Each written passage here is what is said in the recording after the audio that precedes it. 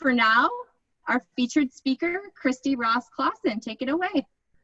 Thank you so much for having me, and I'm going to start with sharing this. I love the new techniques of all of the fun things we get to play with. So people ask me how I got started working with theater safety and how this all came about, and the answer actually has a Lawrence connection. I graduated in 1985, as you know. I went to Oshkosh, then I got my teaching certification and had just started teaching, and heard this horrific story that I couldn't believe happened. A fellow that I knew from Lawrence was teaching, and there was an incident that happened in his theater class where a young lady, Tasha Shu, took a step backward and fell through an open trap, landed on a cement floor down below, and landed on her head, crushed her spine, ended up becoming quadriplegic and is bound to a wheelchair because of it.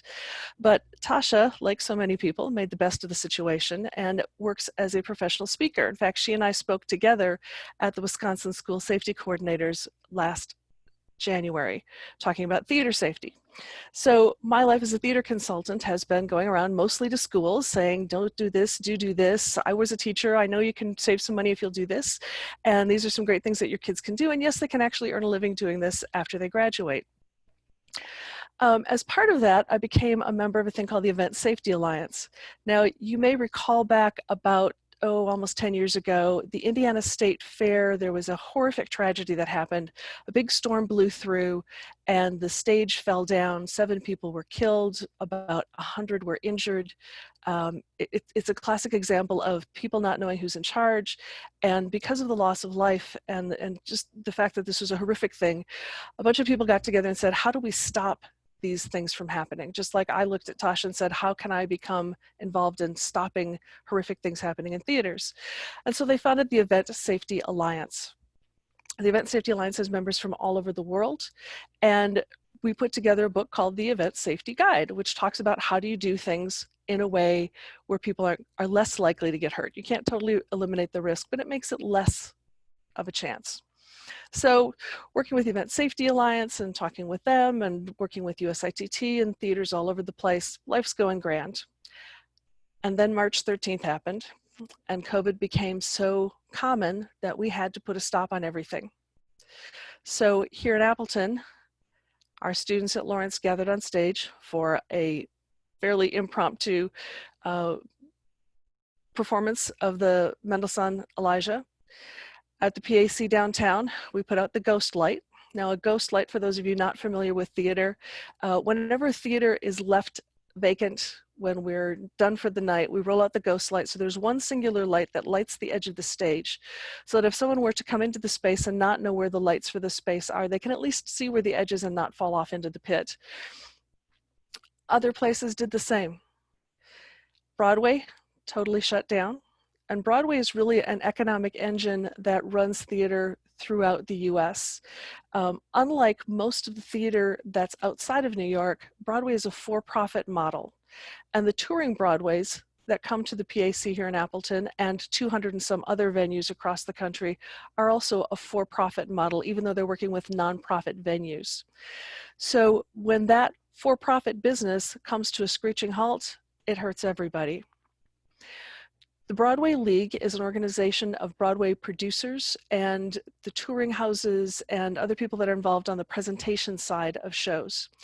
Each year they go and do a survey to let people know what the economic impact is of touring Broadway. And it's almost identical, touring Broadway versus what's happening on Broadway in New York.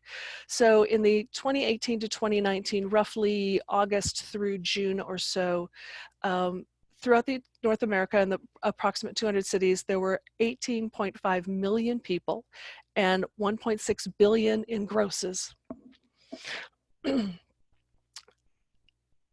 The bigger part of that, though, is the economic impact in the cities. So here in Appleton, if anybody was living here back in the 1990s, you can kind of remember that our downtown was pretty dead. The mall had grown up out in Grand Chute, so people were doing their shopping out there. There were lots of empty storefronts. The hotel wasn't doing all that well. Yeah, it was great if you wanted to hit a bar, but there really wasn't much else to do downtown. And then right around 2002, the PAC opened up and downtown changed. And that's because of that economic impact that having a theater downtown brings. We're not the only city that happened to. Cleveland also had a huge renaissance because their theater district got revitalized.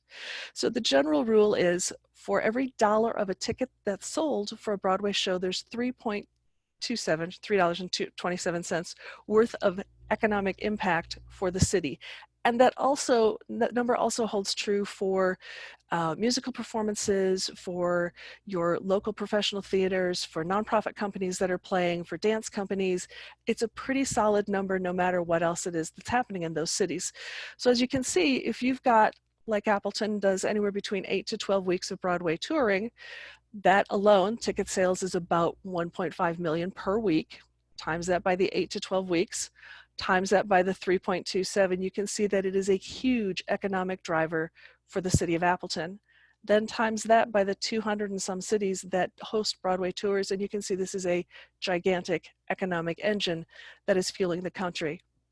It's not only the shows and the people that are touring with the shows, but it's also the bars, the restaurants, the shops, the hotels, the other things that are in that area by the theater, the folks that run the parking lots, the people that host, deliver pizza, all of those kinds of things are affected when the Broadway shows are no longer happening. So go back to my friends with the Event Safety Alliance. I go, hey, we're shutting down these theaters. Eventually, we're going to need to bring them back to life, and we need to figure out a safe way to do it because it doesn't look like COVID-19 is going away anytime soon. So I and 300 of my closest friends got together and wrote the Event Safety Alliance Reopening Guide, and it was published back in May. Now, it includes things like social distancing in a venue, say you're at the Resch Center up in Green Bay, or another big venue, a sporting complex, outdoor concerts, any of those kinds of places. The kinds of things that you need to think about, like hand wash stations and how you would handle food and how your dressing room should be laid out. And this was so popular that it was also available, or is also available, in a PDF format, so you can have it on your cell phone or your tablet while you're on the job site. And then it was translated into Spanish, Chinese, French, Korean, and Russian. So it is truly being used internationally. Steve Edelman, who's our vice president for the Event Safety Alliance, is very much a stickler because he's a lawyer by training. So when I talk about him, I always have this quote verbatim. And I'm not going to read it to you because we're Laurentians or Laurentian friends, so you're all able to read. But the basic gist is we have a duty to behave in a reasonable manner according to the circumstances that we're in. So when Steve talks about this, he talks about meeting Blue Man Group backstage in Las Vegas. Hey, I'm going to have a conversation with the Blue Man. Well, Blue men don't speak. So to try to have a conversation with them is not a reasonable thing. And what is reasonable depends upon the circumstances that you're in. Yes, theaters generally will have a proscenium. Yes, theaters will generally have a backstage area, but they're not identical. And even in places like Canada, where the Centennial Halls were built to be mostly identical, there are some small changes. And those small changes may have an effect on how you're going to make that space as COVID safe as we possibly can. So the guide is not a prescriptive, thou shalt do A, B, and C. It's a think about this, think about you're going to handle this, think about how you're going to deal with this, and plan ahead, get the equipment, and train your people so that they know what to do. So while all that was happening on the technical side with the Event Safety Alliance, the theater union started to jump into. Actors Equity represents equity stage managers and actors throughout the United States. There are about 51,000 members. There's a Canadian version, there's a British version, some other countries have similar things. And Actors Equity hired the former head of OSHA to help Equity put together a how to be safe for actors, just like the Event Safety Alliance had put together a how to be safe if you're putting on events. And the IATSE, which is the representative union for stagehands, film, television, box office, exposition workers, and a host of other backstage kinds of people, did the same thing. They also have put together a reopening guide. EGMA and EGVA, which represent musical artists like opera performers, and EGVA represents people like the dancers and the Rockettes and the folks that spin plates, vaudeville kinds of things, did the same for their members. So the people who are professional performers in the United States generally belong to one of the performing arts unions, because that's how we get our health care and our pensions put together. Oftentimes we're working for multiple employers over the course of 1 year. By having the unions manage the funds, and that's not a direct quote, having the unions have a foundation or an arm that manages those funds for our retirement and pension and healthcare means that we can actually live fairly normal lives and still create our art forms. So Actors Equity gets their plan out first. It has 4 different principles, and the number one principle of all of this, and for all of the different entities, is the incidence of COVID in the area that you want to do the show needs to be manageable. And that's where we're running into real problems right now. Other things relate to testing, how the backstage area is set up, social distancing protocols, wearing a mask whenever it's possible. And that's been pretty common throughout all of the different reopening plans. The effect of this financially has been tremendous, as I mentioned before. Broadway, of course, is on the for-profit side of business, but there's also a tremendous nonprofit side of arts and culture. American for the Arts is a national organization that collects this data. They're estimating that there's $14 billion just on the nonprofit arts and cultural organizations that has been lost so far.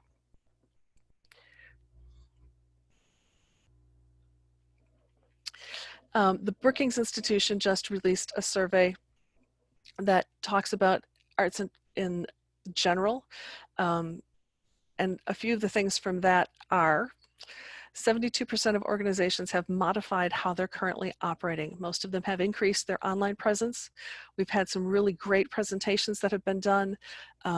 Public television has gone back into the vaults. British National Theatre of Great Britain had some fabulous shows that they provided for free online. Many companies are using financial reserves. Some of them were able to get a low-cost loan from the US government or from other entities. A lot of them have laid off people. We've been furloughed, laid off, jobs cut, jobs disappeared, and they're probably not going to come back. USITT runs a jobs board, and there's typically about 50 to 70 jobs listed. I think there's 5 on there right now. Actors Equity runs a jobs board also. There's almost nothing on it. The Brookings Institution is estimating a loss of 2.7 million jobs and more than $150 billion in sales of goods and services, because it's not just the workers that are actually putting on the production that you see, and I should talk about that for a second. If you go and see a show that's, let's say it's Billy Crystal standing on stage telling jokes, you see that one performer on stage. You have an usher that showed you to your seat, you might have talked with the person at the box office, and maybe you picked up a drink in the lobby on your way in. But there's also somebody running the lights, there's somebody calling the cues, there's somebody who's worked on his costume and taking care of that. That little stool that he's got out there that his bottle of water is sitting on, there's a prop person who makes sure that that's repaired and taken care of, who comes out and sweeps the stage. There's an electrician who puts the ghost light out at the end of the night. So for every one person that you see on stage, there's probably another 12 backstage working to make that performance happen that you don't see, plus all of the front of house people, the ushers and so on. Those are the jobs we're talking about that are gone right now because we're not doing productions. $42.5 billion in lost sales. Almost half of the jobs that are there, we anticipate will not be coming back. So as we're watching this whole business, this whole industry being decimated, and it's all over. California is going to be hit hardest because they've got the film industry there. Tyler Perry was the first able to come back doing film. And what he did was he asked people who are going to be involved in this production to get a COVID test at home. If they tested negative, he then sent a private jet to pick them up, fly them into Atlanta. They were taken by a private car from there to an old Army base that he's purchased. And they were quarantined there for 14 days on site. Then they were brought to the set only when they were needed. They wore masks unless they were the performers that were actually shooting at that point in time. And he was able to get, or is able to get, films made that way. But that's because he's got control of the entire process and he's using a small, isolated group of people. We've also got a couple of theater companies that have been able to come back. There's one in the Berkshires that did a production of Godspell using the rules that Actors Equity had put together. It was kind of our beta test for that. It was outdoors under a tent with limited lighting. The performers wore masks or they had plexiglass shields in front of them, depending upon how the choreography was being done on stage. A limited number of tickets were sold, but I do know that people flew in from all over the country to go and see this show just because they wanted to see if it would actually work. And that was a tremendous success, to the point where they had to add on an additional week. There's also a one-person show in the same area of Massachusetts that was supposed to be done indoors to be our first indoor test, and then the governor of Massachusetts said, no, you can't, so that one also moved outside. So we've had some success doing shows outside. But California has been hit hard. New York, of course, because Broadway and a large portion of the theater industry is based there. Texas also, Dallas and Houston have tremendous theater programs, also are being hit hard. But other states also that you might not think of it, like Alaska. Yeah, Alaska has a lot of theater, especially during the summer because of the tourism season up there. Nevada, New Mexico, Louisiana has a great film program. Hawaii, I just heard of a friend there who is leaving Hawaii because he lost his job and can't afford to live there anymore. All sorts of places are being hit really hard by this, even little towns like Appleton, Wisconsin. Brookings Institution says the creative economy is one of those most at risk from the COVID-19 crisis, and we're going to be one of the last ones to come back because of the fact that we have to have crowds in order to make it financially viable. But the good news is, for the smart cities that are doing it in small steps, you can do small events with local people. So the Oshkosh Grand has been doing a great job of bringing in 1 or 2 people shows. Again, keeping people socially distanced. They've got things spread out in their auditorium so that very few people are seated there, generally less than 25% capacity. And you book it so that if you are selling a block of 4 tickets, let's say we're selling to 4 people that all live in the same house, you place them so that the 4 of them are together, and then you figure out that 6-foot radius around them so that you can fit more people in, rather than having individual seats, each of them being 6 feet apart. So there are a few places that have been able to start doing some limited shows, keeping those precautions in mind. Broadway's not coming back for a long time, though, I'm afraid, and part of that is because of the for-profit model. They have to sell at least 80% of their seats in order to turn a profit and keep the doors open. It's been interesting watching that moving target as someone whose household income depends upon Broadway being open and working. We think the touring industry is going to come back sooner, and it will be the smaller houses that are less reliant on the big crowds in order to turn a profit. That will be the ones that will be able to open first. Dr. Fauci, many of you are familiar with that name because he's been giving reports nationally. He says it's probably going to be a combination of a vaccine that's been around for a while and good public health measures before we can finally get Broadway and the larger theaters reopened again. So in the meantime, in addition to what the unions have been doing to take care of their members, different entities have either sprung up or have been reaching out. So the IA founded a thing called IATSE Cares, that's for stagehands, film, all of those folks. And it provides resources, reference. There are IA members that can run errands for other IA members who aren't able to get out of the house for whatever reason. The Recording Academy has Music Cares that does the same thing for the recording industry. The Actors Fund does that for everybody in entertainment, whether you are an actor or a stage manager, stagehand, designer, anybody who works in the entertainment industry in any way, shape, or form is involved, can benefit from that. Behind the Scenes, which is part of ESTA. So ESTA is the Entertainment Services Technology Association, an organization of vendors, the people that supply the equipment and materials to do theater stuff. They started an organization a few years ago called Behind the Scenes to provide money for people who are injured and can't work. And now they've expanded it to anybody that needs it who works behind the scenes. There are 2 guys right now who left North Dakota this morning in the snow doing a motorcycle ride to raise money for Behind the Scenes. Save Our Stages has been from the National Independent Venue Association. So if you're in Appleton, that's the Gibson Music Hall downtown. It's the bars that have a theater stage space where the bands come in and perform. And it's all over the country, all sorts of different music organizations, primarily music for this. They've been doing a variety of fundraising things, again, to provide both for the buildings, the venues, but also for the performers so that they've got some income. And the hits keep coming.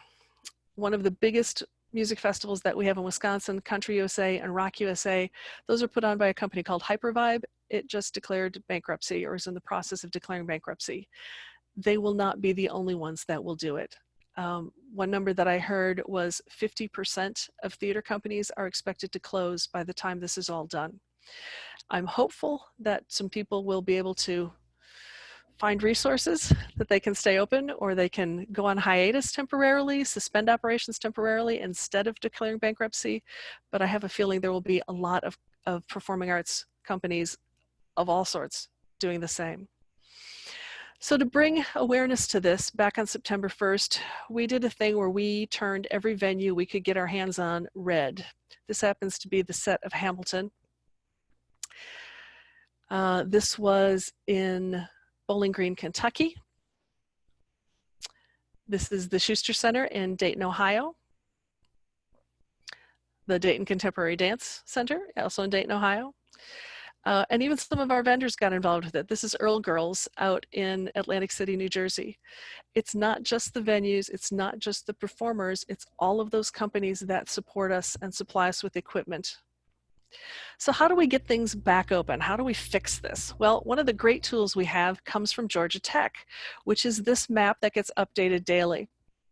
I did the screenshot last night, and what I like about this is it tells you the odds. If you've got X number of people in a room, what are the odds that somebody there has COVID-19? So this is for Outagamie County. With 10 people in the room, the chances are 74% of those gatherings would have somebody who's COVID positive. In order for us to start shows again, we want that number to be less than 1%, and we want it to be less than 1% for at least 2 weeks, which means that COVID is well in control in that area. If you look towards the right of the screen, you can see our neighbors over in Michigan, where they've had a good mask mandate going for quite a while. They're down at that negative or less than 1% area. So they've got a much better chance of reopening than we do right now.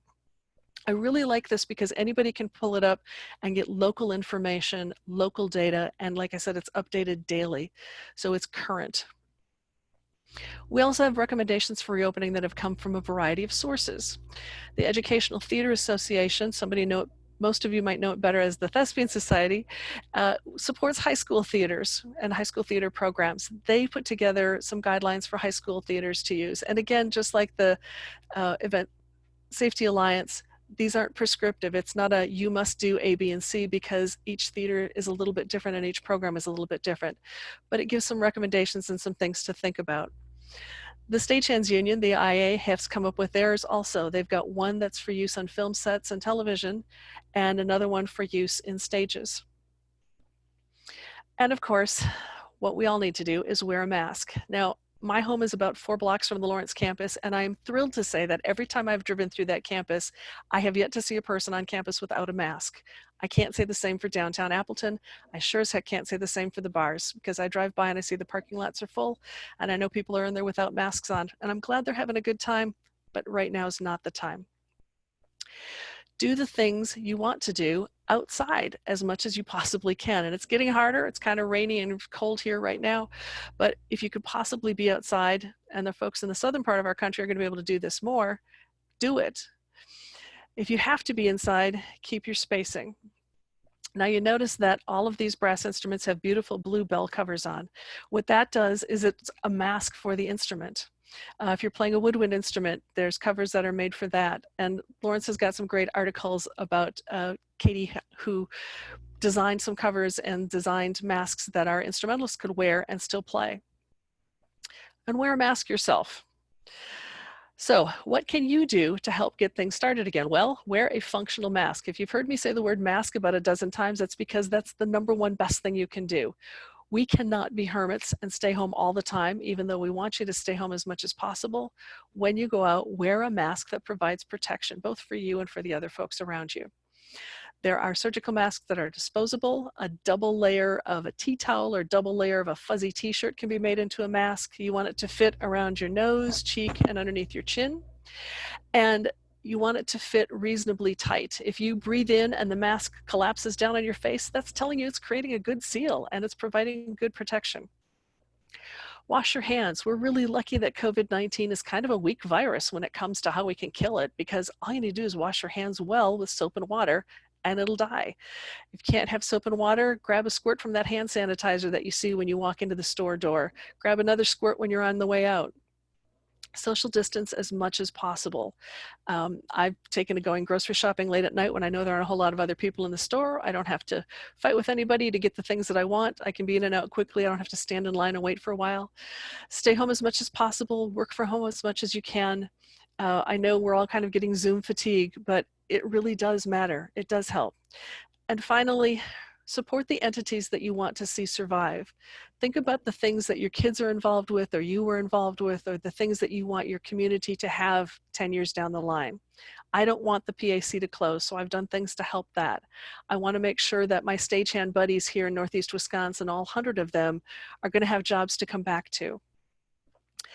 If you can't give money, because we know that finances are tight for a lot of people, give your time. Help them by calling potential donors, or give resources. Maybe you can't donate money, but you can take a meal to somebody who's unemployed. Think about what you can do to help your community, because if we all help our communities, that's going to help the whole country. So I want to thank Lawrence for having me, and thank you to the folks that lent me photos for this. There are some links also here if you want to look and get more information about the Brookings report and the Georgia Tech map. Those are the two links that are on the bottom of this page. And now I get to answer questions, or at least try to.